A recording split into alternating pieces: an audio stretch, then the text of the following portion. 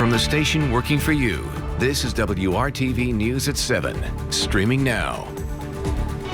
After months of citing privacy concerns, the state health department has launched a new public coronavirus dashboard for nursing homes. Good evening, I'm Amanda Starantino. And I'm Mark Mullins. This comes after months of questions from WRTV Investigates. The dashboard allows you to search by facility and see how many new deaths and cases they've had. You can break this out by residents or employees. You can also see the total number of deaths or cases a facility has had since March 1st. Now, for months, the state refused to provide this level of detail to WRTV Investigates, citing privacy concerns. A healthcare expert and professor at IU McKinney School of Law spoke to WRTV about this. Well, here it is. It was able to be disclosed all along. I really think that, your efforts and the efforts of other media was really important here. You can also search the demographics such as age and gender of the people who have died at long-term care facilities. The dashboard also includes a map allowing you to search facilities in your area. Data and the numbers goes back to March 1st. It will be updated every Wednesday after the state verifies numbers submitted by nursing homes. Experts hope the state now has a template they can use for future pandemics or other health concerns. Continuing our coverage of the coronavirus and its impact on Indiana, the state health department reporting 8 more COVID-19 deaths. 2,906 Hoosiers have now died from the coronavirus, and more than 78,000 Hoosiers have tested positive for this virus. More than 886,000 people have been tested in Indiana with an 8.9% positivity rate. And this update from Fishers now, one of the 2 teenagers who was shot last night outside a sports facility has died from their injuries. Fishers police say 17-year-old Thomas Pearson Jr. died at a hospital. The shooting happened around 9:45 last night at Best Choice Fieldhouse near East 116th Street and I-69. Pearson was one of 2 teens found with gunshot wounds in the parking lot. Police have not released any info about a possible suspect. And more federal agents will soon be coming to Indianapolis in an effort to cut down on gun crime. The U.S. Attorney's Office announced that Operation Legend would use those agents for the next 45 days. The plan says they will be focused exclusively on violent crime. Kevin.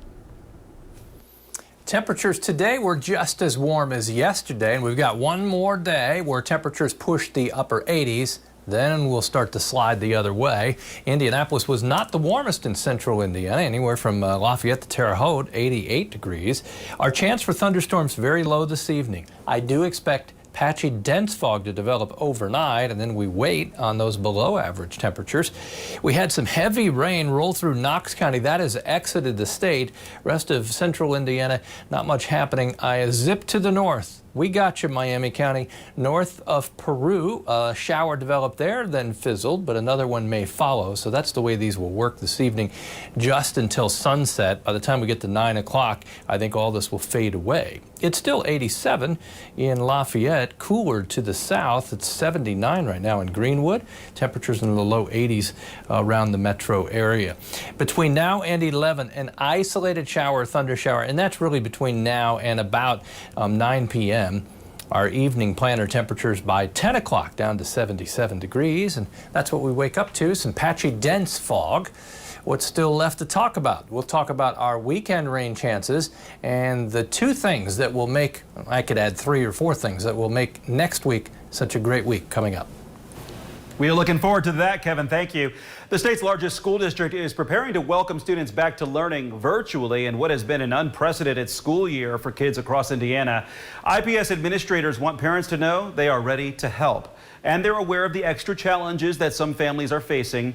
WRTV's Cornelius Hawker speaks with a mom who tells us, like a lot of parents, she's going to make the best of the situation. I'm kind of actually looking forward to it now. That's how Dina Kelly is feeling just days away from her son starting school virtually. You first met Dina 2 weeks ago. She and another mom talked to me about their worries and expectations for this upcoming school year. Hers are different than most because her son has Down syndrome. How hard has it been trying to teach your kids at home? It's been hard for me. I have to create a activity, a plan, a speech class, trying to get him to talk. That was her reaction after finishing up the last school year virtually. Now, with more guidance from the school, she feels like this. I just hope for the best, and I'm pretty sure it's going to be interesting and informing. Before the first time, I didn't know what to expect. Now this time, I kind of, Earlier this evening, Indianapolis Public Schools held a virtual meeting for parents to talk about what remote learning is going to look like for students. It was led by Dr. Warren Morgan, who I talked to afterward. Summarize the responsibilities for everyone during this very unique time of going back to school. Yeah, well, the first thing for everyone is grace and flexibility. I think that's like the one thing that I'm learning. Like all of us, we're going to be learning together. Dr. Morgan says teachers and other staff members have already been reaching out to families to prep them for this school year, which starts next Monday, August 17th. And he's not fooling himself. It's going to be a learning process.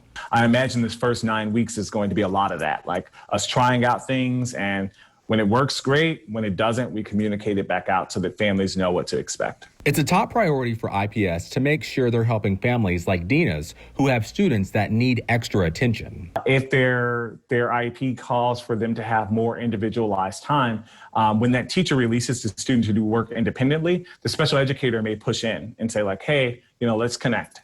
Let's see how your work is doing. For Dina, that's a big relief knowing her son, Denzel, will get the services he normally receives in person. You're good. Working for you, Cornelius Hawker, WRTV. So you have to wear a face mask in public. Why not get the best one for your buck? Up next, why all masks are not created equal.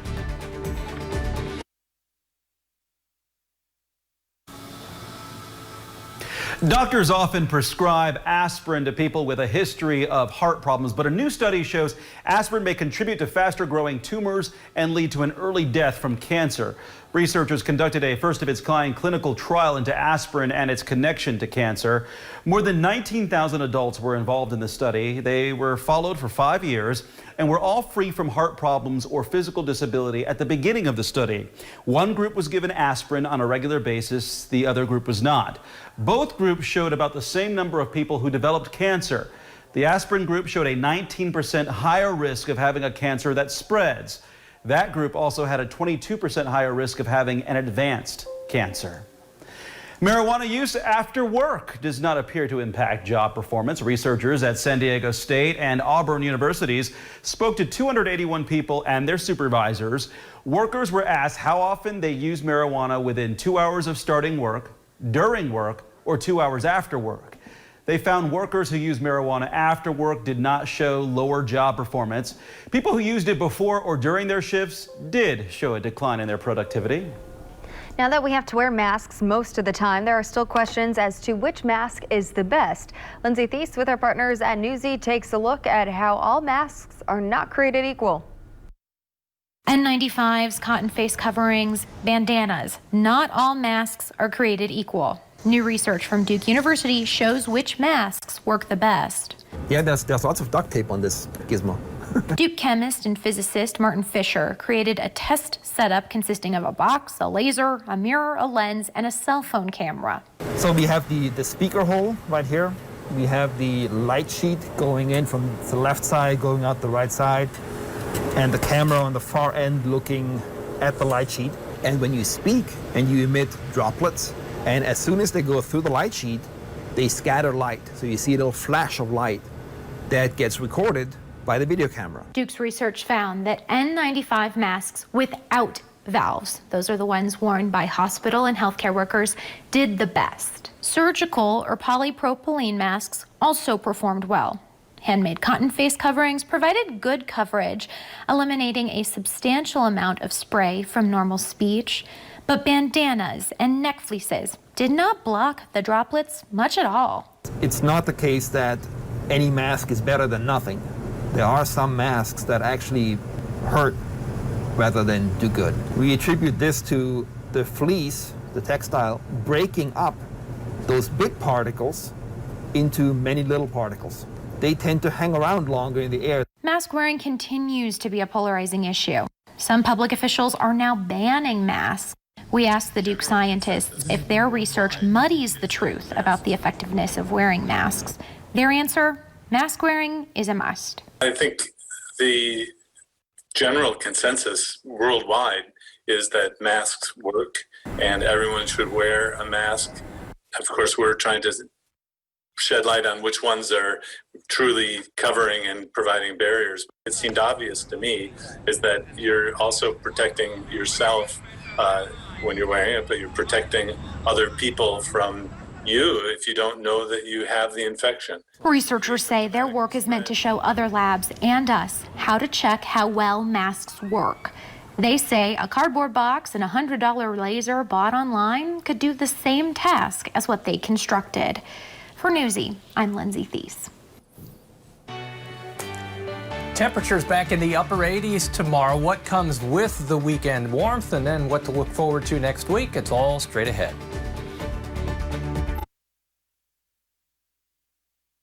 Day first, Brad Brown wrapping up WRTV trackside on a fast Friday. It was very fast if you're driving a Honda.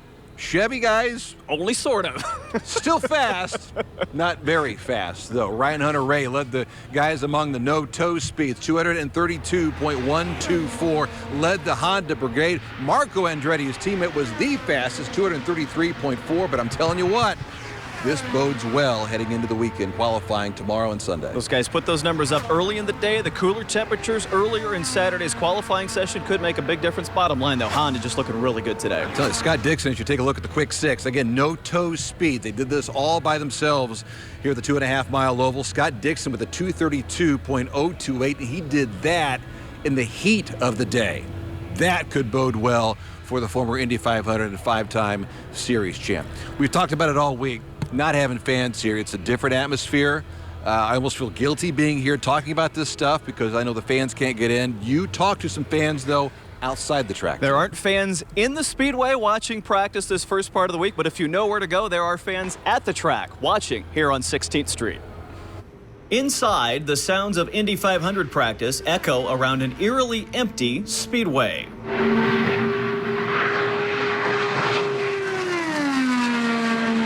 But for a dedicated handful of fans, they won't let August go by without seeing at least a glimpse of the action. I needed to hear race cars. It's therapeutic to hear race cars, and I hadn't heard them this year, not live. Missed the Grand Prix, missed the Brickyard, missed everything else that happened out here this year. Everybody needed to hear race cars, and that's why we're here. Along 16th Street, just outside the IMS main gate, an informal watch party has popped up over the past few days. Their view is a mere sliver of the oval, just a few hundred yards in the middle of the south short chute between turns 1 and 2. I bought a house in Speedway for that reason, so I could host the race. Usually fans and friends come in from all over the states. Unfortunately, this year kind of threw a wrench in things, but we're still here celebrating and having a good time. Most of these fans are not first-timers. Everyone we talked to would have been inside the Brickyard on race day. Grew up about a mile away behind the third turn, or by 30th and Tibbs, and we've been coming here for a long time. Like when the snake pit was a snake pit. And while everyone's disappointed how this year panned out, they'll all find a way to make the most of this year's race day experience. It's probably the right call based on everything else that's going on. I hate it to death. That's why we're sitting out here on the opposite side of 16th Street watching a video board rather than sitting inside along Pit Road. I feel for the local businesses, big moneymaker for everyone. So just trying to give back to them as much as possible and get engaged and still enjoy the time. We still got the race. About a couple dozen fans out there here on Friday. I suspect there could be more this weekend. It's at 16th and Polko, just outside the main gate. First come, first serve. Everybody's being really kosher, really cool about the whole thing there, but you might want to arrive early if you want a glimpse inside the south gate down there. Wear a mask, physical the whole distancing, thing, absolutely. It's all cool. Yes. The more the merrier, I think, just to be able to hear the cars go around this place. Qualifying tomorrow morning. First driver off, Graham Rahal. We'll see what, and drives a Honda. Yeah. We'll see what he does tomorrow. For Brad Brown, I'm Dave First, WRTV Sports. And as Dave said, figuratively, it's all cool at 16th and Polko. in reality, temperatures will be back in the upper 80s again tomorrow. Then we cool out next week. Follow the bouncing ball there as far as our daily temperatures. 84 the average high, and another warm one tomorrow. So the cars that did well today at the track probably have about the same conditions tomorrow afternoon, pushing the upper 80s in most locations. And temperatures as we go beyond will start to cool just a bit. I want to show you what we've got for the humidity level. The humidity level will start to slide. It will peak during the day Saturday and then start to come down from there. There are your rain chances. Low tomorrow and on Sunday. Monday and Tuesday should be dry, and that starts a stretch of what will be dry days. As far as the radar this evening, strongest storms are over Ohio, putting down some heavy rainfall. We'll have nothing more than an isolated pop-up here in the northern portion of the state and to the south, not much along Interstate 70. 85, that's temperature in Indy right now. 79 in Bloomington, other temperatures still in the mid-80s. Overnight tonight, especially, say, Bloomfield, south of Bloomington, Nashville, may have some patchy, dense fog. Anywhere that you catch a shower this evening increases your chances of the fog tomorrow morning, excuse me.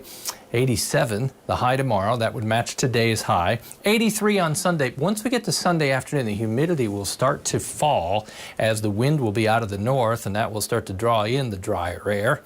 Tomorrow, quickly up to 80 degrees. That should happen by the time we get to noon, if not a little above. There are your afternoon temperatures.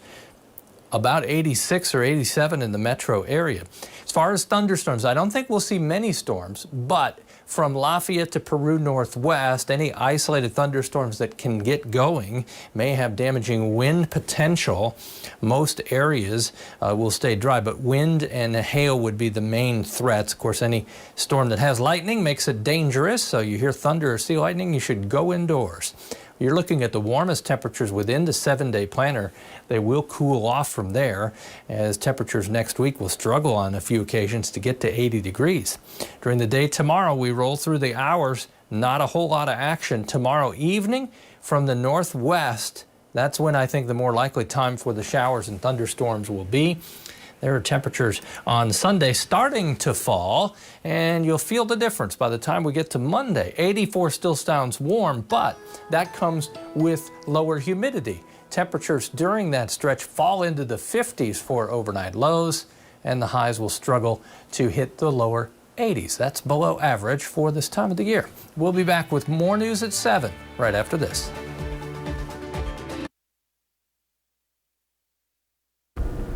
Kohl's has come up with a unique way to make its customers feel like they are in its stores. The department store chain is using a new augmented reality experience on Snapchat. It's called Kohl's AR Virtual Closet. The store says customers can use the Snapchat app to virtually try on clothes. It's apparently part of a new feature of the selfie lens on the app. If they like what they see, Kohl's says they can then buy the clothes without ever leaving the Snapchat app. I feel like they tried that somewhere already. As millions of families know, working from home and parenting little ones at the same time can be a challenge. So Fisher-Price has a new line of toys for babies and toddlers who want to hang out near mom or dad while they work. The line includes a play office complete with a toy laptop, pretend cell phone, and a coffee cup there. There's also a chef's set, which has an apron, bib, and a chewable oven mitt. Also featured a baby biceps set that has a play dumbbell, a headband, and a pretend protein shake drink cup. Also during the pandemic, Fisher-Price and Mattel have announced action figures of doctors, nurses, grocery workers, and delivery drivers. Creative. It's a big score. This pair of Nikes worn by Michael Jordan were sold for a record-breaking $615,000. The signed Nike Air Jordan 1 high shoes are now the most expensive sneakers ever sold at auction. Jordan wore the shoes in 1985 during an exhibition game played in Italy. What's interesting about these shoes is that the left one contains a shard of glass which lodged there after Jordan dunked so hard it shattered the backboard. You know it's expensive when you break it down into 3 easy payments and it's still $200,000. Temperature tomorrow in the upper 80s with a chance for thunderstorms, guys. Thanks for making RTV 6 your choice for news. We'll see you tonight at 11.